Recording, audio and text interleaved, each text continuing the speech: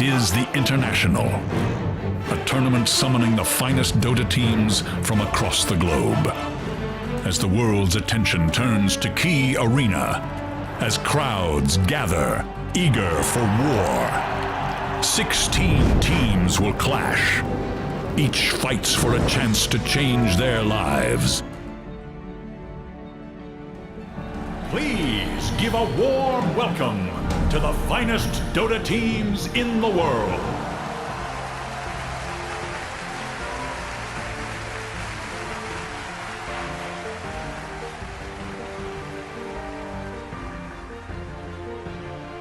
Binuo kasi namin yung team namin. Talagang ang motivation namin is to get on top para baguhin yung pagkakilala nila sa mga online gaming sa Pilipinas. Kasi pagka nagawa namin yun, mababago. It's a one way to promote our business.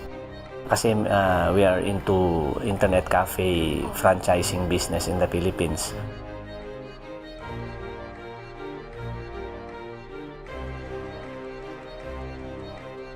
Talagang mahirap.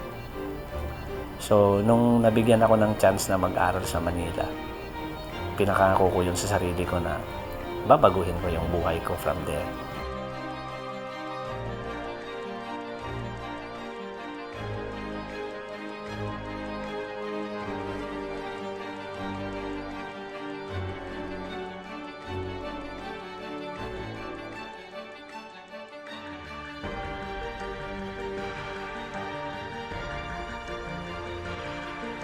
Now, we are the biggest internet cafe franchising in the Philippines.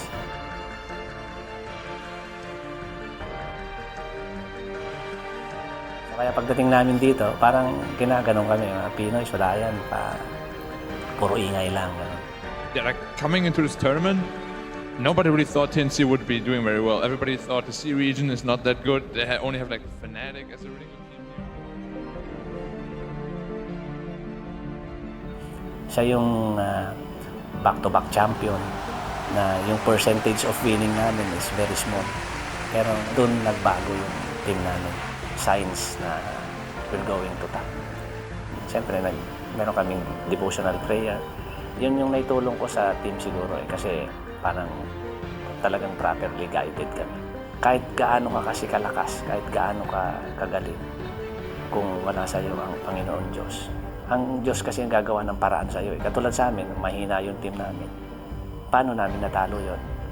I never expected to say it, but I think TNC might shut out OG here in this series.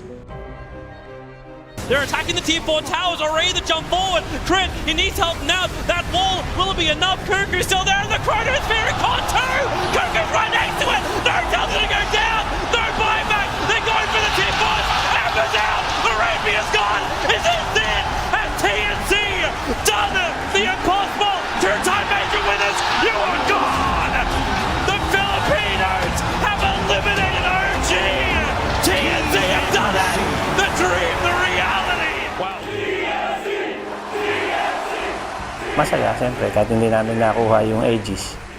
So it's already considered a priceless experience for us and for the team. Hindi siguro dahil sa masipag ako o dahil may talent ako, pero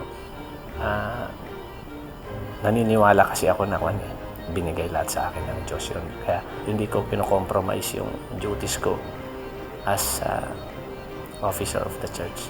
So lagi kong binibigyan ng priority yung tungkulin ko, siyempre.